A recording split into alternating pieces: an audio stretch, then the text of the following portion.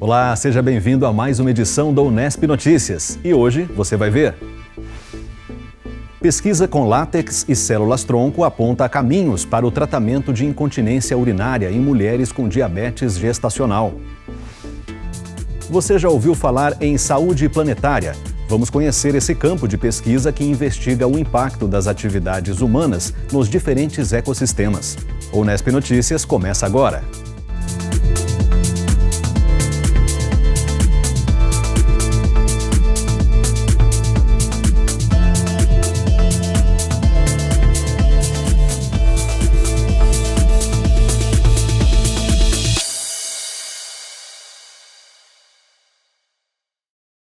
Pesquisadores da Unesp desenvolveram uma tecnologia que pode trazer mais qualidade de vida a mulheres que tiveram diabetes durante a gestação e desenvolveram incontinência urinária.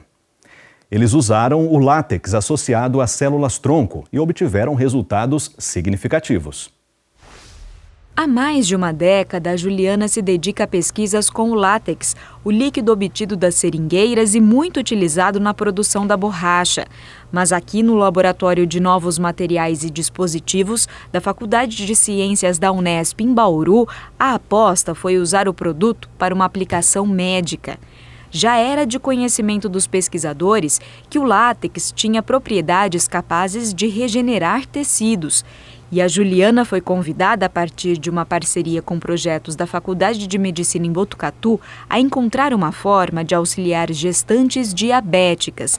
Isso porque a doença causa atrofia de músculos da região pélvica, desencadeando incontinência urinária nessas mulheres. Eu estava finalizando o meu doutorado e durante o desenvolvimento da minha pesquisa de doutorado, nós fizemos observações importantes a qual nós poderíamos associar células-tronco ao látex e produzir um material mais bioativo ainda. A Juliana construiu então uma membrana à base de látex capaz de receber células-tronco. Aqui nesse laboratório nós construímos a matriz de látex, um scaffold, ideal para suportar essas células-tronco. Então, com porosidade específica e rugosidade específica. Toda essa caracterização físico-química e construção dessa membrana com essas especificidades foi desenvolvida aqui nesse laboratório. Ao associar as proteínas bioativas do látex com as células-tronco, esse dispositivo, ao ser inserido em uma paciente e entrar em contato com os músculos atrofiados, é capaz de promover a regeneração da área afetada. Esses são os chamados biomateriais de última geração, A gente não sabe muito bem que nós colocamos vários materiais e biomateriais dentro do corpo humano, mas na maior parte das vezes ele tem uma atuação muito passiva. Ele está basicamente servindo como barreira para alguns processos bioquímicos. E esses biomateriais de última geração são aqueles que são bioativos. Então eles estão induzindo melhorias no funcionamento do corpo humano ou regenerando algumas funções que o corpo humano perdeu, como o caso dessas doentes, essas pacientes. Então elas infelizmente foram perdendo a tenicidade, os músculos, e aí a gente vai tentar recuperar esses músculos por essa indução. Então agora é um material que é chamado bioativo, é a última geração. Após esse desenvolvimento inicial da pesquisa, teve início a etapa experimental do estudo e, para isso, a Juliana contou com a estrutura do laboratório Exinova na unidade de pesquisa experimental da Faculdade de Medicina em Botucatu. Nós acompanhamos a pesquisadora em uma visita ao Exinova para entender mais detalhes sobre essa fase.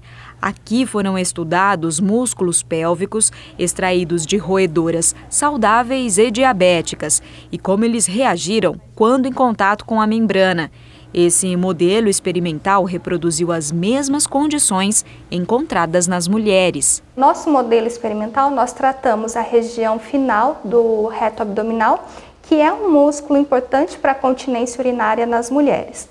Então, essas células-tronco, em contato com esse tecido, ela libera sinais que ativam as células satélites do músculo para que ela possa voltar a se proliferar e regenerar o tecido. Além disso, o látex possui proteínas que são bioativas, que também estimulam a proliferação celular e o crescimento de novos vasos. Ele tem uma ação angiogênica. Essa angiogênese também ajuda na regeneração muscular. Então, esse dispositivo ele tem a sua matriz polimérica bioativa e também a associação de células-tronco. Por isso, ele é uma terapia que foi muito efetiva nos resultados que nós verificamos no modelo experimental. Além da membrana que pode ser implantada durante a cesárea, a Juliana ainda desenvolveu outro dispositivo como opção para mulheres que passaram pelo parto natural. Ele tem o formato, de um supositório, mais ou menos, para ser colocado na vagina. A matriz desse dispositivo também é um látex, que é um material biocompatível, um material de baixo custo e que tem características físico-químicas que permite a liberação gradual de qualquer droga, fármaco, extrato vegetal, de maneira gradual e efetiva ao longo de 7 a 10 dias. A tecnologia já foi patenteada pela UIN, a agência Unesp de Inovação, e agora a Juliana, que também é pesquisadora do Imperial College em Londres, vem trabalhando para reduzir os custos de produção dos dispositivos. O látex, ele é disponível, ele tem uma alta disponibilidade aqui no Brasil, especificamente na nossa região, aqui o interior de São Paulo, é uma região muito produtora, uma das mais produtoras de látex no Brasil atualmente. Então, a produção desse material ele é muito viável, porque por ser um produto de baixo custo, um produto que tem alta disponibilidade e um produto de fácil manuseio, não requer técnicas requintadas ou caras para que a gente possa manusear esse material. O custo mais alto dessa terapia é a célula-tronco, porque a membrana em si, esse arcabouço em si, feito de látex, ele tem um custo em torno de R$1 por membrana. Agora nós estamos trabalhando em novas tecnologias em parceria com a Imperial College London para que a gente baixe ainda mais o custo dessa tecnologia e dessa terapia e que a torne ainda mais efetiva e segura utilizando componentes biológicos das células-tronco. Além disso, outro passo importante para que os dispositivos cheguem ao mercado são os testes em humanos. Um biomaterial, um dispositivo desse, que vai virar como se fosse um remédio, de uma forma genérica, esse vai ser uma liberação de drogas, ele precisa de muitas etapas até ele realmente virar comercial, ficar disponível para a população. Por quê? Porque o risco é muito grande de, durante esse desenvolvimento, de aquele produto, por exemplo, se mostrar eficaz para resolução de problema, mas ao mesmo tempo ter os efeitos colaterais que podem ser bastante nocivos. Então, superamos algumas etapas. Então, uma das primeiras etapas é justamente testes chamados de biocompatibilidade, onde a gente faz testes com células, fizemos testes animais, então são grandes passos que foram dados na direção dessa comercialização. Agora, o que precisa é essa chamada fase 3, que aí começa a fazer testes clínicos. É importante destacar que, além dessas aplicações, o látex tem se mostrado muito interessante para várias aplicações de regeneração de tecido, a chamada engenharia tecidual. Um deles, obviamente, que é essa que a gente está buscando, que é a regeneração de músculo, mas ele também já se mostrou efetivo para osso, ou seja, eu imagino que em 10 a 20 anos a gente provavelmente vai ter uma série de produtos à base de látex, o que vai ter grande impacto não só econômico, como eu disse, mas social e na saúde humana. E é hora de falar do Vestibular Unesp 2023.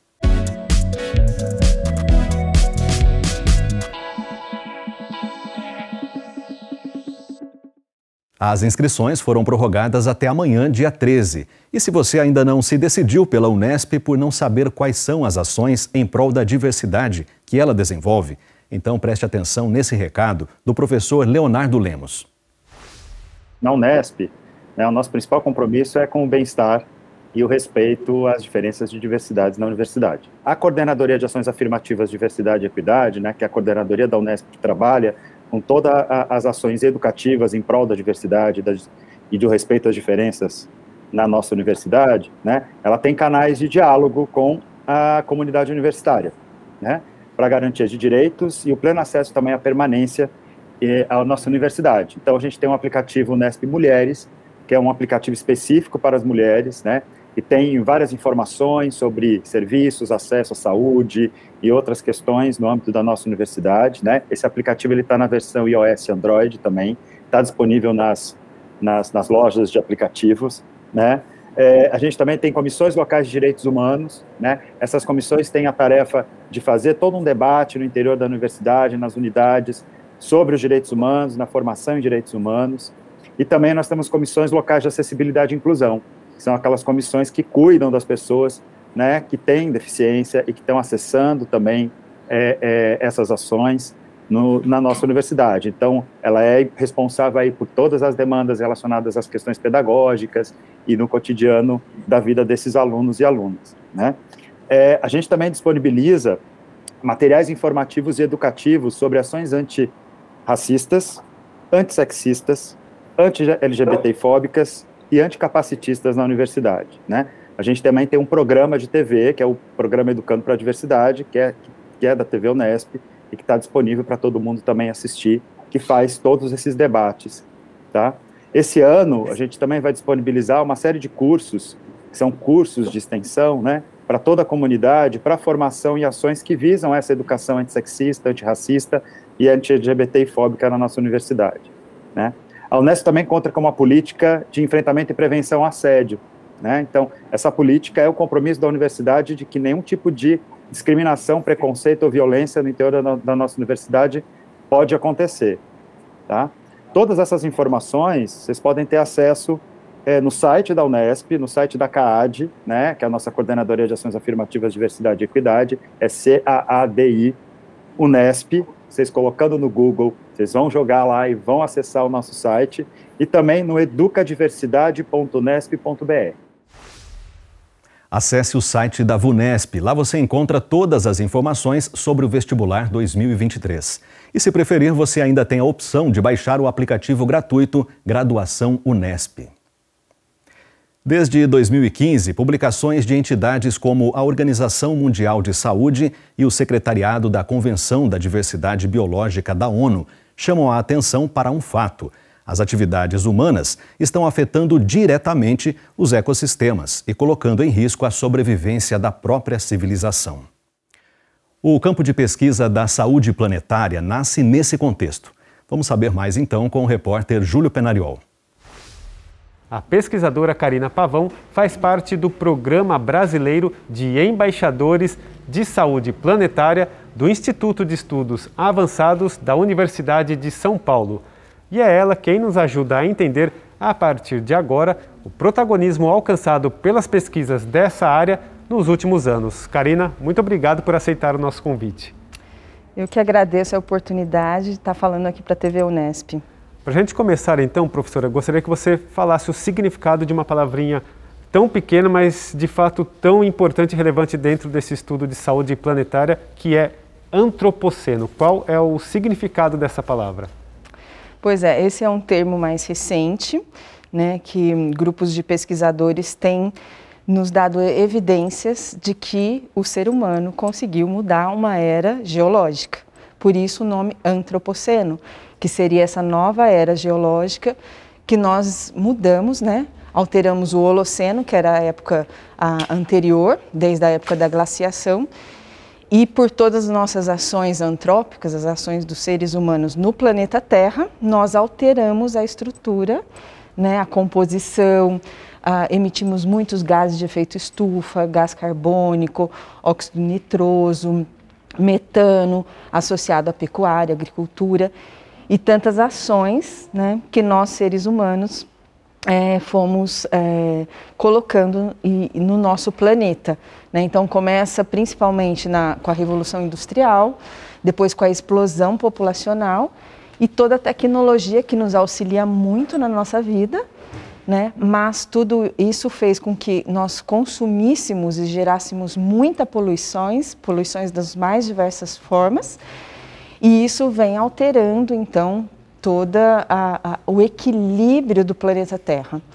né? Então isso tem sido chamado pelos pesquisadores, né, dessa era nova, que é o antropoceno, né? E isso gera uma série de...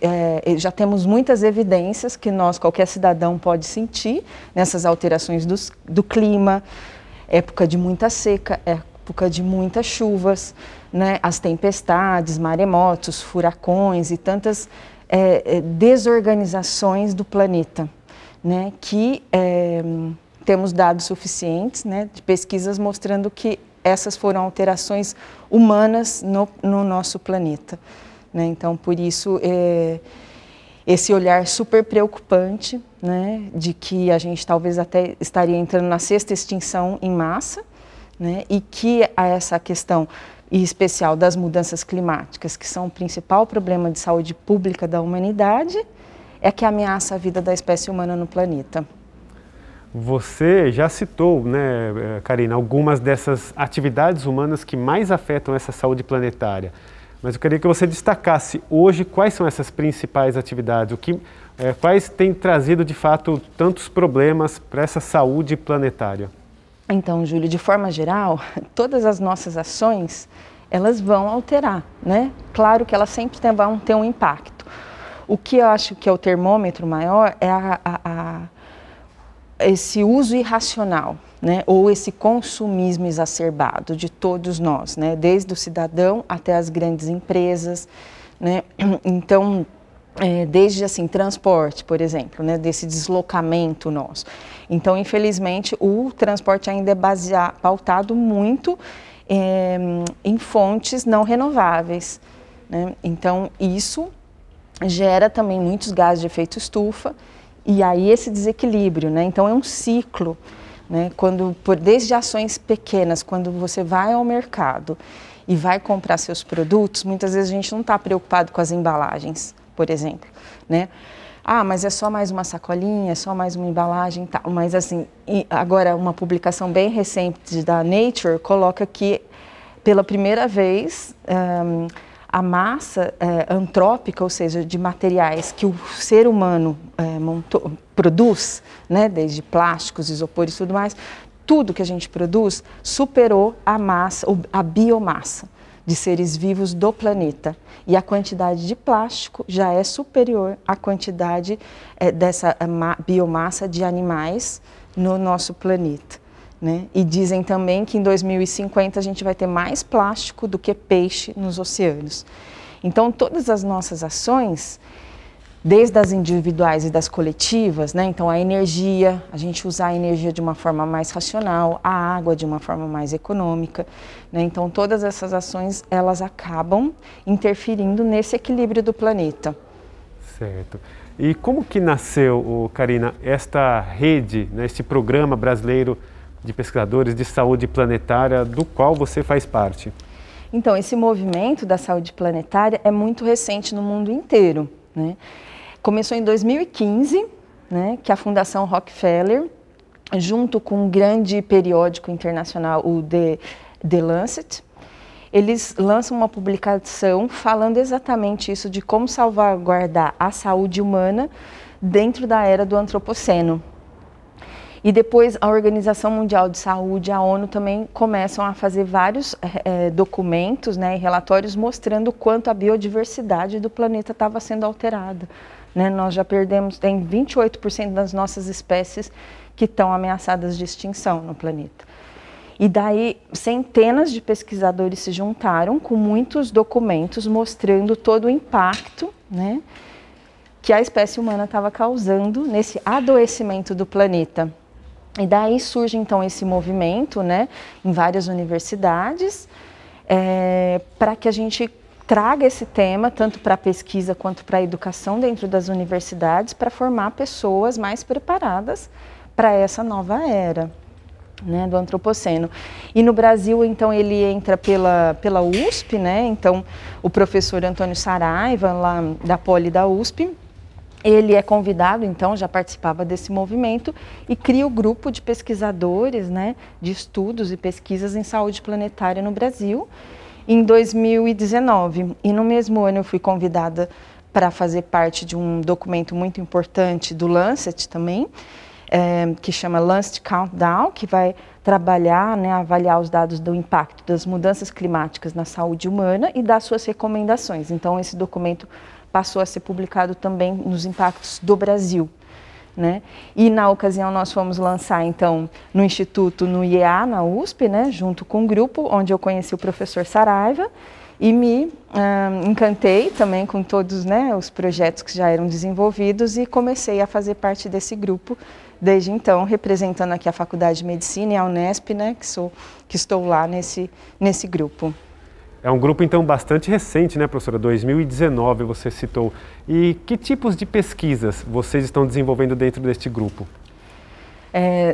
São mais diversas áreas, porque a saúde planetária é um grupo transdisciplinar, né, para poder abordar todo esse cenário, né, que a gente fala e percebe sobre a questão da saúde planetária. Então, desde estudos mais específicos, biológicos mesmo, dessa questão da biodiversidade, tanto dos animais quanto dos vegetais, né, que estão sob ameaça, a parte alimentar, da segurança alimentar, né, tem o grupo da USP também, Sustentária, que é muito interessante, que trabalha toda essa questão da segurança alimentar também, e da biodiversidade, dos vários biomas que nós temos no Brasil, de atividade física, de bem-estar, das poluições, dos resíduos, muitas pesquisas assim no Brasil afora, dentro desse grande grupo, né?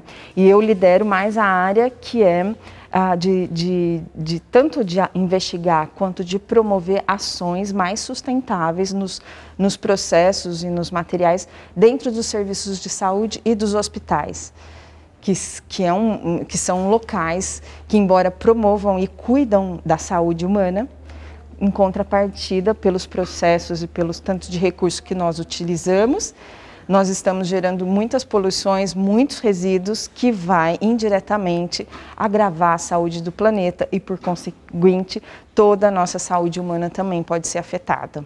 Então, eu tenho liderado mais nessa área desses impactos e também em outra área que é muito nova no Brasil, que é da conexão com a natureza. Os benefícios que essa conexão pode trazer para a saúde humana, em termos pressóricos, em termos de bem-estar, né? Outros países como o Japão já vem desenvolvendo bastante pesquisas nessa área, dos benefícios que a floresta, que a mata pode trazer para a nossa vida, né? Então isso é bem recente, assim, esses estudos nos últimos 2 anos, assim, que a gente vem trabalhando aqui no Brasil. Muito legal, de fato é uma área extremamente importante e nova mesmo, e que traz benefícios para as pessoas. Agora, professora, recentemente alunos de graduação e de pós-graduação puderam concorrer a uma vaga, né, dentro deste grupo, deste programa de pesquisadores de saúde planetária do IEA. Qual que é o papel, qual que é a importância, professora, desses novos cientistas para dar continuidade, para desenvolver novos métodos, novas pesquisas também? Foi incrível, né, o lançamento dos embaixadores do Brasil, porque já existia o internacional do Planetary Health Alliance e tinha alguns estudantes brasileiros que nos representavam nesse grupo de embaixadores, e nós sentimos durante a pandemia, inclusive, né, dessa necessidade de trazer mais estudantes, né, esses novos pesquisadores, formadores de opinião, para que eles pudessem ter essa oportunidade, então, de vivenciar e de desenvolver projetos, né, dentro da saúde planetária. E é fundamental, Júlio, por quê? Porque a gente está falando desde o antropoceno, dessa nova era, e da questão das mudanças climáticas, né, e que é fundamental que os estudantes, eles tenham essa dimensão nas mais diversas áreas. Qualquer área que hoje esses estudantes estiverem se formando, eles vão direto ou indiretamente lidar com o impacto, né, dessas mudanças. Então, para além de conhecer, para que eles possam propor intervenções, né, porque os conhecimentos a gente já tem, né, então o que a gente necessita agora são ações, né, desde individuais, coletivas, governamentais em especial, né, de fato uma política verde, para que a vida da espécie humana no planeta, lamento dizer, está abalada, né, por todas essas mudanças que nós mesmos causamos. Então, assim, o time é agora, né? Não dá para esperar mais. Essa mudança precisa ser implantada por cada um de nós. E você citou, né, professora, você é aqui da Faculdade de Medicina da Unesp Botucatu, uma representante da Unesp dentro deste importante grupo. E como que você está conseguindo, professor, aos poucos, trazer um pouco também desse tema de saúde planetária para dentro da nossa universidade? Então, eu tenho o maior orgulho de dizer que o ano passado nós conseguimos implantar curricularmente, no terceiro ano da medicina, a primeira disciplina do Brasil, conteúdo do Brasil de saúde planetária, né, para 95 alunos, né, e agora a proposta é que ela continue anualmente sendo ofertada e para minha felicidade, ela superou minhas expectativas, que já são bem altas, né? Então, assim, né, de trabalhar dentro de um curso de medicina, então, de falar dessa questão ambiental, já tem, né, assim, diferente de falar por um curso de biologia, por exemplo, mas foi incrível o quanto os estudantes viram sentido naquilo tudo, né? Disseram que foram discussões, assim, muito importantes, que eles pararam para repensar suas práticas, né? Então, todo esse grupo nacional de saúde planetária, que o professor Saraiva coordena, me ajudou a montar isso. Então, tivemos participação, inclusive dos embaixadores, que eu também convidei do Brasil inteiro. Então, era estudante falando para estudante, né? Foi uma semana, assim, intensiva. E então eu acho que isso é muito importante, né, da gente poder plantar essa semente, que ela germine em cada um desses estudantes, né? E essas ações que eu faço da parte de sustentabilidade dentro dos serviços de saúde, então a gente trabalha com muitas capacitações, desde profissionais que já estão no campo, né, até os que estão entrando, porque nós temos o Hospital Escola também, né, que muitos estudantes estão passando por ali. Então, a gente mostra com ações o que é possível de ser feito, né, implantado nos serviços de saúde, assim, essa necessidade, né, dessa discussão. Aí na enfermagem, na nutrição também, cada vez a gente vai entrando mais nesses campos e levando essa discussão dentro da universidade. Certamente uma ótima iniciativa e, como você falou, plantar algumas sementes, porque de fato elas podem provocar mudanças, né? Você falou, são ações individuais também, não são só apenas ações coletivas de grandes empresas ou do governo. Cabe a cada um de nós, de repente, repensar algumas coisas para colaborar, né, professora, com esta saúde planetária.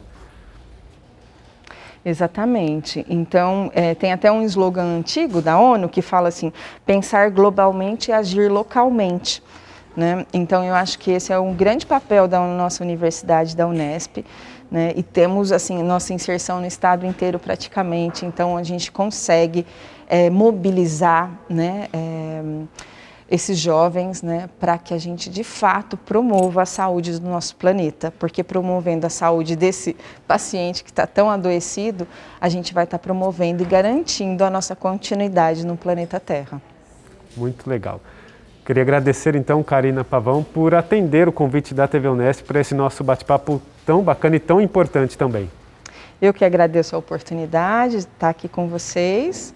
Espero que essa semente possa germinar e dar muitos frutos para a gente, de fato, promover a saúde planetária. O Unesp Notícias fica por aqui. Para rever as nossas reportagens, acesse e também se inscreva em nosso canal no YouTube. A gente se encontra na semana que vem. Tchau, tchau.